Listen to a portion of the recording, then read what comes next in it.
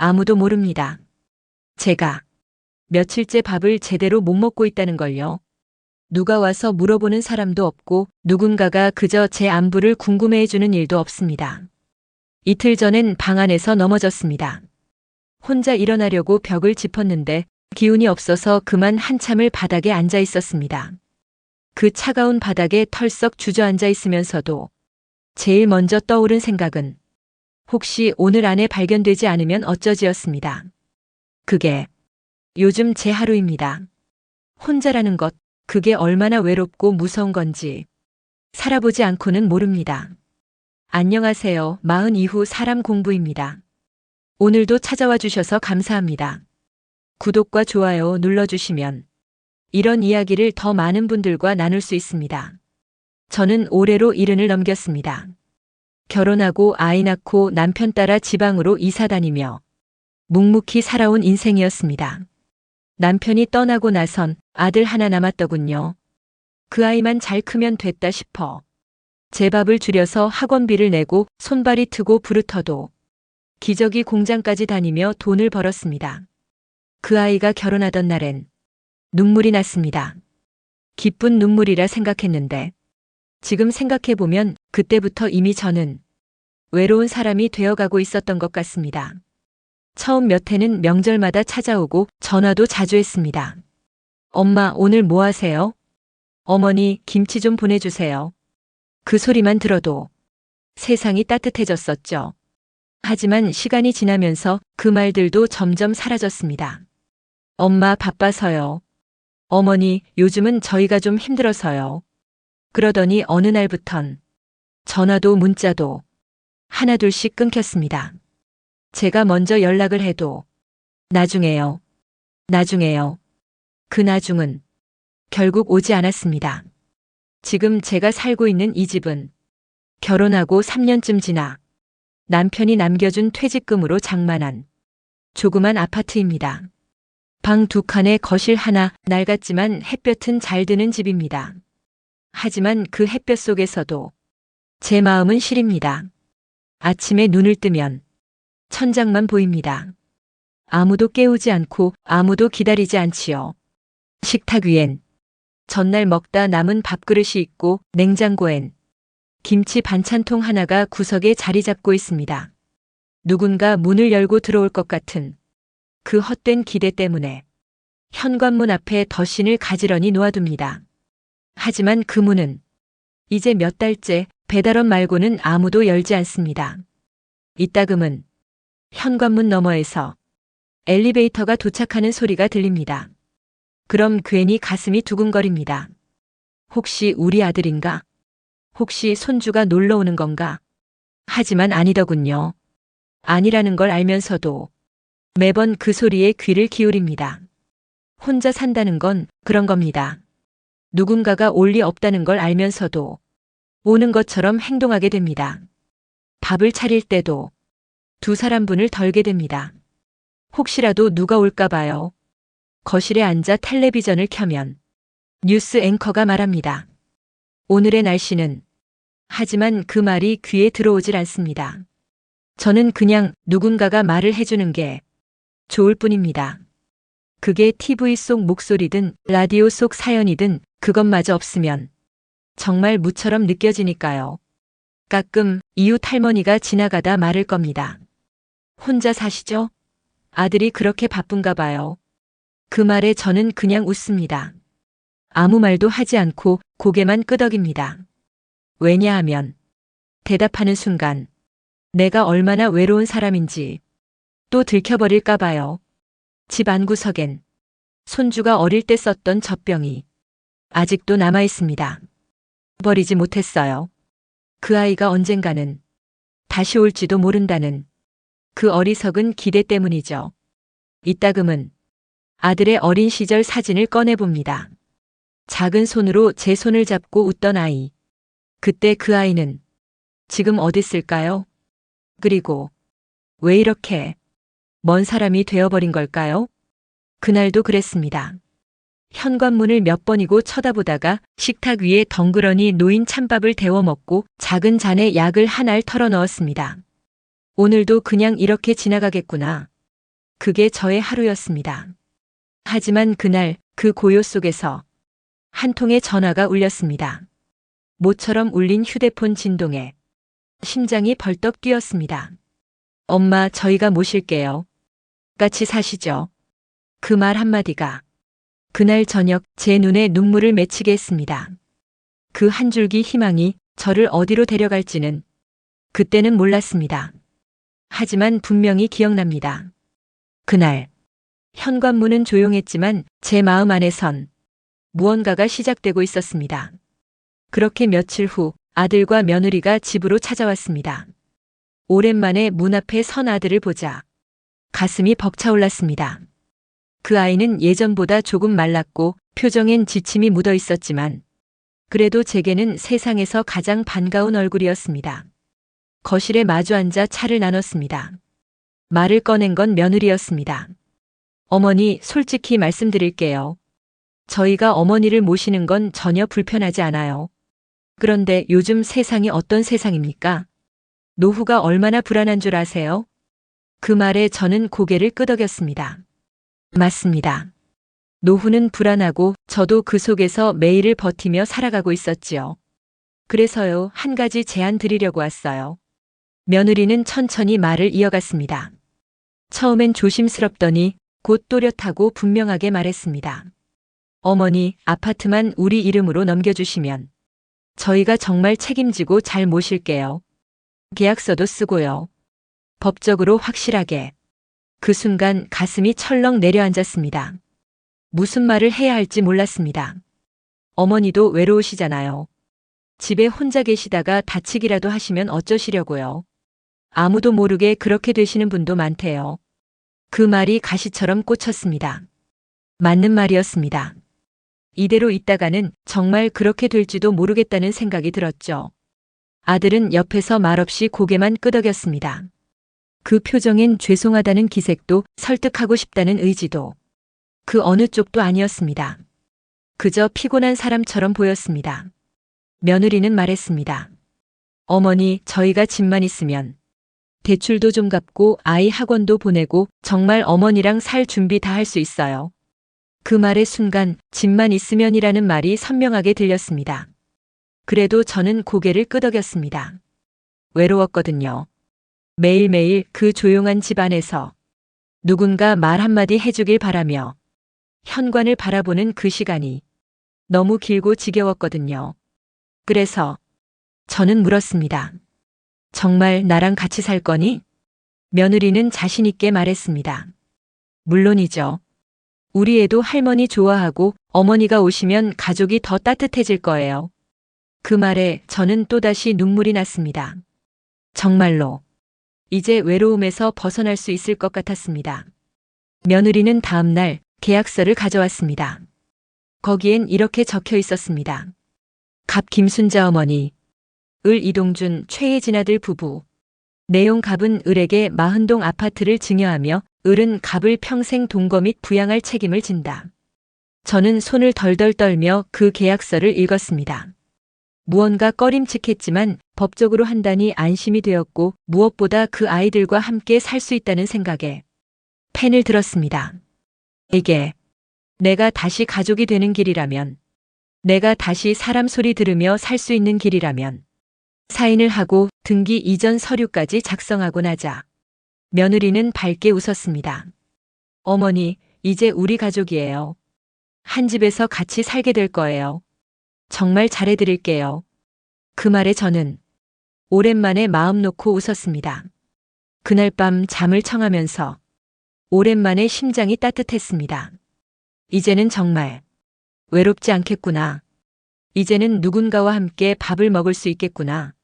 하지만 저는 그때 몰랐습니다. 그 계약서 한 장이 제 인생에서 가장 무서운 선택이었다는 걸.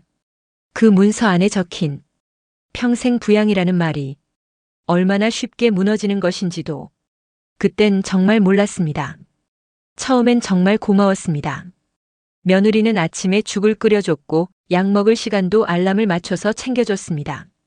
제가 고맙다고 하면 어머니, 이젠 저희가 모셔야죠. 하며 웃었습니다. 그런 말 한마디에 눈물이 핑 돌았습니다. 진심이라 믿었거든요. 정말 이제부터는 가족답게 살 수 있을 줄 알았습니다. 같이 사는 첫 주엔 며느리가 함께 장도 보고 제 얘기를 참 잘 들어줬습니다. 어머니가 계시니까 집이 따뜻하네요. 그 말에 가슴이 벅차올랐습니다. 그런데 그 따뜻함은 오래가지 않았습니다. 한 달쯤 지났을까요? 그때부터 무언가가 이상하게 변하기 시작했습니다. 어머니, TV 소리 좀 줄여주실래요? 요즘 젊은 사람들은 조용한 걸 좋아하거든요. 제가 웃으며 그럼 이어폰으로 들을게 라고 말했더니 며느리는 말없이 방으로 들어가 버렸습니다. 그날부터 TV는 거의 무용지물이 되었습니다. 저녁 식사 시간에도 어머니, 요즘 간이 너무 세신 것 같아요. 애가 이런 음식 안 먹어요. 그 말에 젓가락을 놓았습니다. 이후부턴 그들이 먹고 남긴 반찬을 제 방으로 가져와 혼자 먹게 되었습니다. 처음엔 그저 바빠서 그런 줄 알았습니다. 하지만 날이 갈수록 말투가 달라지고 표정이 변해갔습니다. 하루는 제가 몸이 안 좋아 배를 눌렀습니다. 허리가 아파 움직이질 못했거든요. 그때 며느리가 방문을 열며 한 말. 왜 또 벨 누르세요? 그만 좀 불러요. 사람도 쉬어야죠. 그 말에 가슴이 철렁 내려앉았습니다. 죄송해요. 허리가 좀 안 좋아서. 제가 말끝을 흐리자 며느리는 말없이 방문을 닫았습니다. 그 뒤로는 진통제를 제 손으로 챙겨 먹었습니다. 방 안은 점점 더 작아졌습니다. 원래 쓰기로 했던 작은 방이었지만 창문은 작고 햇볕도 거의 들지 않았습니다. 이불이 눅눅해서 하루는 햇볕 쬐려고 베란다에서 이불을 털었죠. 그때였습니다. 문이 벌컥 열리더니 며느리가 소리쳤습니다. 이웃들 창피하게 왜 그러세요? 이불은 베란다 말고 안쪽에서 털어주세요. 밖에서 보면 진짜 흉해요. 남편 체면 생각 좀 하세요. 그 순간 제 손에 들려있던 이불이 허공에서 툭 떨어졌습니다. 팔에 힘이 풀렸던 겁니다. 그리고 손이 덜덜 떨렸습니다. 그 말을 듣고 나니 제가 이 집에 있어선 안 될 존재처럼 느껴졌습니다. 이불을 걷어들이며 속으로 중얼거렸습니다. 내가 이 집 주인 아니었나? 맞습니다. 분명히 며칠 전까지만 해도 이 집은 제 이름으로 된 아파트였습니다. 하지만 지금은 그들의 집이 되었고 저는 그 집 안에 방 하나 차지한 노인이었죠. 그날 이후 제가 베란다 문을 열면 며느리는 즉시 방문을 닫았습니다. 어머니, 창문 열면 먼지 들어와요. 애 감기 걸리면 어떡하려고요? 하루는 화장실을 다녀오다 거실에 놓인 장난감을 밟고 넘어졌습니다. 무릎이 까지고 피가 나서 휴지를 꺼내 닦고 있는데 며느리는 그걸 보고 말했습니다. 아, 어머니. 바닥 좀 조심 좀 해주세요. 다른 사람 다치면 어쩌려고 그래요? 그 말은 넘어져 다친 저를 걱정하는 말이 아니었습니다. 피 묻히지 마세요. 방해되지 마세요. 그런 의미였습니다. 제가 거실에 오래 있으면 며느리는 은근히 눈치를 줬습니다. 어머니 방에 가서 쉬세요. TV 보시려면 이어폰 꼭 쓰시고요. 그리고는 소파 커버를 매번 정리하며 말했습니다. 이거 새로 산 건데 오래 안 가네요. 어느 날은 제가 잠깐 부엌에 나가 설거지를 하려 했습니다. 그런데 며느리는 다가와 그릇을 제 손에서 빼앗듯 가져가며 말했습니다. 어머니, 하지 마세요. 부엌에 너무 오래 계시면 저희가 불편해요. 그 뒤로 저는 물도 마음대로 마시지 못했습니다. 하루는 목이 말라 물 한 컵을 마시려다 냉장고에 붙은 쪽지를 보게 됐습니다. 사용 전 손 세척, 컵 사용 후 제자리, 밤 10시 이후 조용히. 거기 제 이름은 없었습니다. 그저 공동 사용 시 주의사항이라는 제목 아래 암묵적으로 정해진 규칙이었습니다. 저는 점점 숨소리도 조심하게 됐고 기침 소리조차 입을 틀어막아야 했습니다.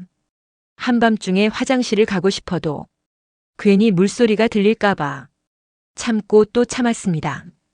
어느 날 며느리의 친구가 집에 놀러 왔습니다. 여기 시어머니랑 같이 사세요? 요즘 누가 그래요? 그 말에 며느리는 쓴웃음을 지으며 말했습니다. 모시기로 한 거죠, 뭐. 계약서도 있고요. 그 계약서라는 말에 속이 울렁거렸습니다. 그 한 장의 종이가 지금 제 존재를 의무로 만든 것이구나. 그게 아니었다면 나는 지금 여기에 없었겠구나. 이제는 낮에도 방 안 커튼을 닫습니다. 하루 종일 어두운 방 안에 누워 그냥 눈을 감습니다. 문득문득 이 집이 원래 제 집이었다는 사실이 비현실처럼 느껴집니다. 이제 제 자리는 작은 방 한켠 전기장판 위 무릎 꿇고 앉은 채 조용히 숨 쉬는 그 공간뿐입니다. 이게 가족이 함께 사는 삶일까요? 이게 아파트를 넘긴 대가일까요?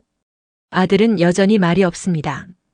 집에 들어와도 눈을 마주치지 않고 식탁에 앉아 휴대폰만 만지작거리다 조용히 방으로 들어가 버립니다.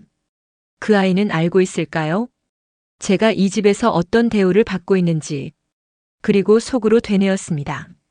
이제는 돌아가야 할 때라는 걸요. 그냥 참는다고 세상이 다 괜찮아지는 건 아니라는 걸요. 하지만 그 결심이 어떤 파장을 몰고 올지는 그때는 아직 저도 모른 채였습니다. 그날도 밤잠을 설치고 겨우 눈을 떴습니다. 온몸이 욱신거렸습니다. 뼈마디마다 칼이 박힌 것처럼 아팠고 특히 오른쪽 허리가 찌릿찌릿하게 저려왔습니다. 아침 햇살은 눈부셨지만 제 몸은 전혀 따라주지 않았습니다. 벽을 짚고 겨우 일어나 조심스레 거실로 나왔습니다. 며느리는 아이 도시락을 싸고 있었고 아들은 신발끈을 묶고 있었습니다. 그들 앞에 섰지만 그 누구도 먼저 고개를 들지 않았습니다. 입을 열었습니다. 나 병원 좀 가야겠어. 허리가 아파서 혼자 못 갈 것 같아. 그 말에 며느리는 도시락 뚜껑을 닫고 천천히 고개를 들었습니다. 그리고는 말했죠. 택시 타세요. 저희 바빠요. 그 말, 그 한마디에 숨이 턱 막혔습니다. 옆에 있던 아들은 제게 눈길 한 번 주지 않았습니다. 그저 말없이 신발을 신고 현관문을 열고 나갔습니다. 다녀오겠습니다. 그 말은 저를 향한 것이 아니었습니다. 그 집을 나서는 사람들의 자동적 인사일 뿐이었죠. 허리를 짚고 뒤돌아섰습니다. 그 순간 심장이 쿵 하고 내려앉았습니다. 나는 지금 이 집에 필요 없는 사람이구나. 몸을 추스르고 혼자 택시를 불러 병원에 다녀왔습니다. 접수대 직원이 물었습니다. 보호자 없으세요? 웃음이 나더군요. 네, 혼자입니다. 그 말이 입에 익은 말처럼 툭 튀어나왔습니다. 검사를 마치고 진통제 처방을 받아 다시 택시를 타고 돌아왔습니다. 집 앞에 도착했는데 현관문 앞이 어수선했습니다. 무언가가 비닐봉투에 담겨 나와 있었습니다. 가까이 다가가 보니 제 옷가지들이었습니다. 화장실용 슬리퍼, 약봉지, 방 안에 두고 다니던 무릎 담요까지 현관 앞에 가지런히 놓여 있었습니다. 순간 숨이 멎는 줄 알았습니다. 무슨 일이지? 문을 열고 들어가니 며느리가 냉담한 표정으로 말했습니다.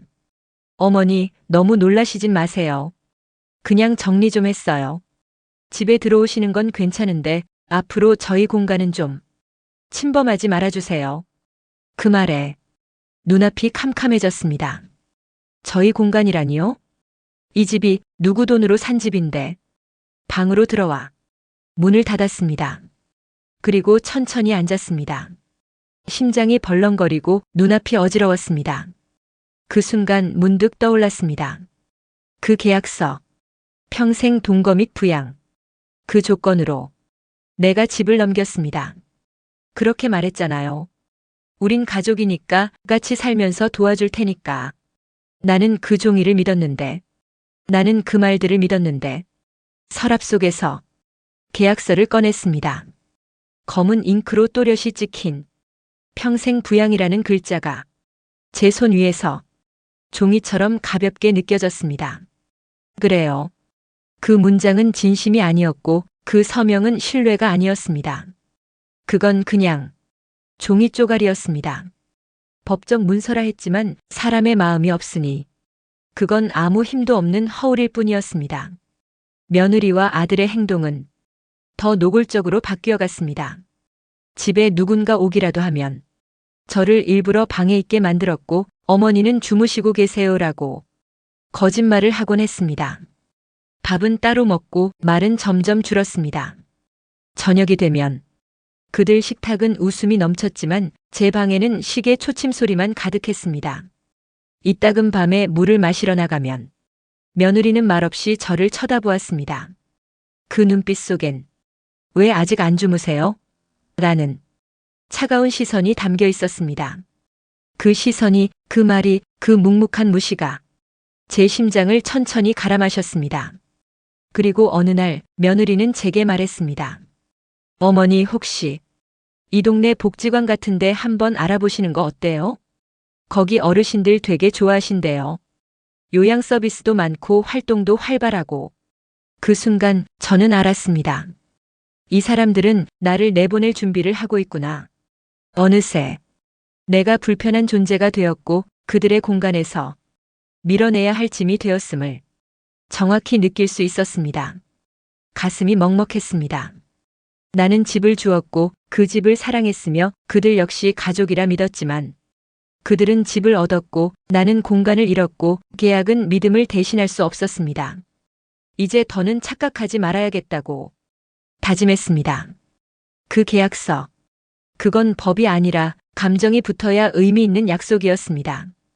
그 감정이 없으면 그 문장은, 그 서명은, 그 모든 약속은 정말이지 종이 쪼가리일 뿐이었습니다. 그날 밤 방 안은 조용했지만 제 마음은 한 번도 그토록 시끄러웠던 적이 없었습니다. 현관 앞에 내놓인 제 짐, 며느리의 싸늘한 말투, 그리고 아들의 무표정한 얼굴. 그 모든 장면이 머릿속을 떠나질 않았습니다. 잠을 이루지 못한 채 가만히 침대에 누워 천장을 바라보며 수없이 스스로에게 물었습니다. 내가 뭘 잘못했을까? 내가 왜 이렇게 된 걸까? 그 질문은 끝이 없었습니다. 하지만 답은 명확했습니다. 착했기 때문도 몰랐기 때문도 아니었습니다. 단 하나, 믿었기 때문이었습니다. 그날 밤 이불을 걷어내고 일어났습니다. 서랍장을 열었습니다. 그 안에는 그날 며느리의 말에 속아 정신없이 도장을 찍었던 그 계약서가 고이 접혀 있었습니다. 하얀 종이, 선명한 글자, 그리고 제 이름 옆에 굵게 찍힌 도장. 그 서명은 제가 그들에게 건넨 신뢰였고 그 도장은 제가 마지막으로 쥔 희망이었습니다. 하지만 지금 그 종이를 다시 들여다보니 그건 그들에게 허락한 내 인생의 열쇠였습니다. 그걸 그들은 잠그는 데 썼습니다. 천천히 불을 켜고 계약서를 펼쳐 책상에 올려놓았습니다. 조용히 눈을 감고 숨을 들이쉰 뒤 한 줄 한 줄 읽어 내려갔습니다. 증여자 김순자는 수중자 이동준, 최혜진에게 아파트 소유권을 무상 이전하며 수중자는 증여자를 평생 동안 동거 및 부양한다. 그 문장 하나하나가 이제 와서 너무 허무하게 느껴졌습니다. 동거는 좁은 방 하나 내주는 걸로 끝났고 부양은 밥 한 끼 같이 먹지 않는 것에서 이미 깨졌으며 가족이라는 말은 방 안에 제 짐을 내던지는 순간 끝이 났습니다. 이대로 묵묵히 살아야 할까요? 그냥 참고 지내야 착한 어머니일까요? 아니었습니다. 저는 그날 밤 제 삶을 다시 살기 위한 선택을 했습니다. 법이 그래도 나 같은 사람을 버리진 않겠지. 그렇게 저는 작은 손가방 하나를 들고 변호사 사무실을 찾아 나섰습니다. 담담히 계약서를 넣고 노란 조끼를 꺼내 입고 지팡이를 짚은 채 조용히 현관을 나섰습니다. 가는 길 내내 심장이 두근거렸습니다. 괜히 눈치라도 보일까? 고개를 푹 숙이고 걸었습니다. 법률 상담소, 낡은 간판, 좁은 복도, 그리고 그 안에서 환하게 웃으며 인사를 건네는 한 젊은 남자. 어서 오세요. 상담 도와드릴게요. 저는 조심스레 앉았습니다. 말을 꺼내기까지 한참이 걸렸습니다. 저 아파트를 줬습니다. 제 아들하고 며느리에게요. 근데 그 대가로 저를 모시기로 했어요. 손가방에서 계약서를 꺼내 그에게 조심스레 건넸습니다. 그는 계약서를 받아들고 조용히 읽기 시작했습니다. 한 장, 두 장, 그리고 마지막 페이지. 눈길이 닿을 때마다 그의 표정이 조금씩 굳어졌습니다. 그리고 고개를 들어 말했습니다. 어르신, 부양 의무 이행이 명백히 안 되고 있네요. 그 말에 저는 숨을 한 번 깊이 들이쉬었습니다. 저 혼자 밥 먹고 혼자 자고 혼자 아픕니다. 말도 안 섞습니다. 짐은 현관에 던져졌고 방은 감옥 같고 그게 부양입니까? 그는 고개를 천천히 끄덕이며 말했습니다. 이건 법적 대응 가능합니다. 계약서상 조건부 증여이기 때문에 부양이라는 전제 조건이 지켜지지 않으면 증여 취소를 청구할 수 있어요. 저는 말없이 다시 계약서를 내려다보았습니다. 이 종이가 나를 묶는 족쇄일 수도 있었지만 이제는 그 족쇄를 풀어줄 열쇠일지도 모르겠다고 처음으로 생각했습니다. 변호사는 말했습니다. 내용 증명부터 보내시죠. 상대방에게 부양 의무 불이행 사실을 통보하고 권리 회복을 요구하는 겁니다. 그 말에 고개를 끄덕였습니다. 그렇게 제 반격은 시작됐습니다. 며칠 뒤 변호사 사무실에서 내용 증명을 보냈습니다. 부양 의무 불이행에 따른 계약 해제 및 증여 취소 청구. 참으로 무거운 말이었습니다. 하지만 저한테는 그 말이 곧 다시 나를 지키겠다는 결심이기도 했습니다. 내용 증명은 등기 우편으로 며느리 앞으로 정확히 도착했습니다. 그날은 금요일 오후였고 집안은 조용했습니다. 그런데 현관문이 벌컥 열리더니 며느리의 다급하고도 분노에 찬 발소리가 거실을 가로질렀습니다. 문 앞에서 며느리는 2장짜리 문서를 흔들며 제 방으로 들이닥쳤습니다. 이게 뭐예요, 어머니? 뭘 하자는 거예요, 지금? 이 나이에 뭘 어떻게 한다고 이런 걸 보내세요? 저는 조용히 시선을 들었습니다. 그리고 말했습니다. 그건 계약서대로 하자는 거다. 지킬 마음이 없으면 돌려받을 자격도 있다. 그 말에 며느리는 눈을 부릅떴습니다. 진짜 어처구니가 없네요. 집까지 줘놓고 이제 와서 돌려달라고요? 어디서 뭘 하시겠다고? 저는 몸을 일으켜 앉았습니다. 그리고 조용히 단호하게 말했습니다. 이 집 지금부터 내 집 아니야. 근데 너희 집도 아니야. 이 집은 법이 판단할 거야. 그 말을 들은 며느리는 처음엔 멈칫했습니다. 그 눈빛 속엔 조금의 당황, 조금의 두려움, 그리고 억지로 눌러 담은 분노가 보였습니다. 아니, 이런 식으로 나오시면 우리도 가만히 안 있을 거예요. 소송이 뭐 쉬운 줄 아세요? 나중에 후회하셔도 몰라요. 저는 피식 웃었습니다. 후회? 너희한테 아파트 넘기고 그날부터 하루도 안 쉬고 후회했다. 그건 저희도 마찬가지예요. 어머니 계셔서 우리 부부 사이까지 불편해졌고 아들도 스트레스 받고 있고. 그럼 나한테도 솔직히 말해줘. 언제부터 나를 짐처럼 여겼는지. 애초에 아파트만 노렸던 거잖아. 나 하나 데리고 사는 건 처음부터 너한테 거래였잖아. 그 말에 며느리는 눈을 피했습니다. 그 순간 이 관계의 실체가 선명하게 드러났습니다. 며느리는 조용히 문서를 쥔 손을 떨며 말했습니다. 우리 변호사랑도 상의할 거예요. 절대 그냥 안 넘길 거예요. 저는 고개를 끄덕였습니다. 마음대로 해. 내가 법으로 싸우겠다고 한 거지 감정으로 싸우겠다고 한 거 아니니까. 며느리는 이를 악물더니 문을 쾅 닫고 나갔습니다. 방 안은 다시 조용해졌습니다. 하지만 그 고요함 속에서 저는 처음으로 내 공간에서 내 말을 지킨 사람이 된 기분이 들었습니다. 그날 밤 아들이 조심스럽게 방에 들어왔습니다. 엄마, 그건 좀 너무하신 거 아니에요? 저는 고개를 들지도 않고 말했습니다. 엄마라고 부르지 마라. 넌 한 번도 그 이름에 걸맞은 행동을 한 적이 없어. 그 아이는 아무 말도 못하고 그대로 고개를 떨구었습니다. 문은 다시 닫혔고 나는 혼자 남았습니다. 하지만 그 밤 이상하게도 외롭지 않았습니다. 나는 지금 누구에게도 끌려가지 않고 스스로 서 있는 중이었습니다. 그것만으로도 충분히 늦지 않은 출발이었습니다. 몇 달의 시간이 흘렀습니다. 그 시간은 짧지 않았습니다. 법원에 서류를 내고 조사에 응하고 한자 한자 진술서를 써내며 제가 겪은 모든 날들을 되짚는 건 결코 쉬운 일이 아니었습니다. 그 시간 동안 며느리는 변호사를 선임했고 아들은 법정에 나오는 대신 거리를 두었습니다. 하지만 저는 한 번도 물러서지 않았습니다. 왜냐하면 이건 단지 집 한 채를 두고 벌이는 분쟁이 아니었기 때문입니다. 이건 내가 나로서 살아가기 위한 존엄의 문제였습니다. 그리고 마침내 재판부는 판단을 내렸습니다.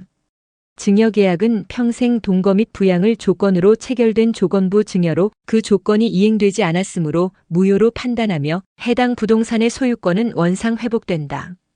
그 말이 끝나자 법정안이 조용해졌습니다. 그 순간 제 가슴 속에서 그동안 눌러왔던 한숨이 조용히 빠져나갔습니다. 긴 싸움이 끝났습니다. 다시 말해 제가 넘겨주었던 그 아파트는 법적으로 다시 제 것이 되었습니다. 며느리와 아들은 짐을 싸서 떠났습니다. 그들은 아무런 말도 남기지 않았습니다.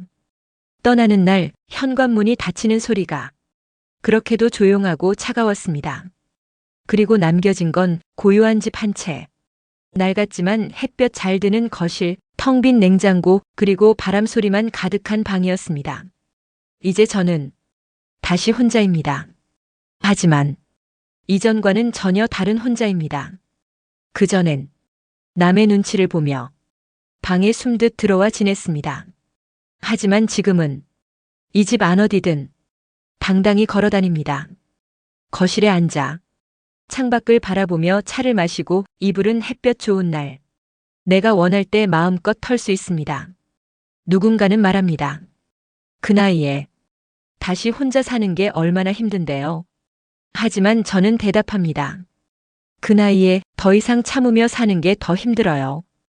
혼자라는 건 고요하고 가끔 외롭지만 그 고요 속엔 자유가 있고 그 외로움 속엔 스스로를 안아주는 힘이 있습니다. 요즘 저는 오전에 도서관에 갑니다. 동네 아이들에게 책을 읽어주는 자원봉사를 시작했거든요. 아이들은 제 주름진 손을 붙잡고 말합니다. 할머니, 목소리가 따뜻해요. 그 말 한마디에 이 하루가 다 채워집니다. 저녁엔 작은 반찬을 만들어 혼자 먹습니다. 그릇 2개, 젓가락 하나. 적막한 식탁이지만 음식 하나하나에 제 시간이 녹아 있습니다. 전에는 누군가가 제 밥을 차려주길 기다렸습니다. 하지만 지금은 제가 저를 위해 차립니다. 그리고 가끔은 스스로에게 말을 겁니다. 오늘도 잘 살아냈어. 기특하다 나. 가끔 지나가던 이웃이 묻습니다. 그 집 결국 어르신께 다시 돌아왔죠? 정말 대단하셔요. 저는 그럴 때 웃으며 말합니다. 대단한 건 아니에요. 그냥 이제라도 저 자신을 지키기로 한 것뿐이에요. 이제는 누구에게도 제 자리를 구걸하지 않습니다. 누구의 인정이 아니어도 제가 저를 믿고 제가 저를 품습니다. 어느 날 택배기사가 초인종을 누르며 말했습니다. 어르신, 요즘 얼굴이 더 밝아지셨어요. 그 말에 저도 모르게 입꼬리가 올라갔습니다. 그래요. 저는 다시 살아가고 있습니다. 다시 저로서 살고 있습니다. 혹시 지금 누군가에게 기대야만 살 수 있다고 느끼는 분이 계시다면 저는 조용히 말해드리고 싶습니다. 늦게라도 나를 지키는 법을 배우셔야 해요. 그게 결국 우리를 살게 하니까요. 아파트보다 중요한 건 등기부 등본에 찍힌 이름이 아닙니다. 내 삶에 대한 선택권, 그리고 그걸 절대 놓지 않는 마음입니다. 이제 저는 누구의 어머니도 아니고 누구의 시어머니도 아닌 그저 한 사람의 나로 살아갑니다. 내가 밥을 먹고 내가 길을 걷고 내가 잠드는 이 하루하루가 누구의 눈치도 보지 않는 진짜 제 삶입니다. 그리고 저는 그게 참 소중합니다. 오늘도 마흔 이후 사람 공부와 함께 해주셔서 감사합니다. 이 사연이 여러분 마음에 작은 울림이 되었다면 좋아요와 구독 그리고 알림 설정 부탁드립니다. 다음 시간에는 또 다른 인생의 이야기로 당신의 하루에 따뜻한 동행이 되어 드릴게요. 감사합니다.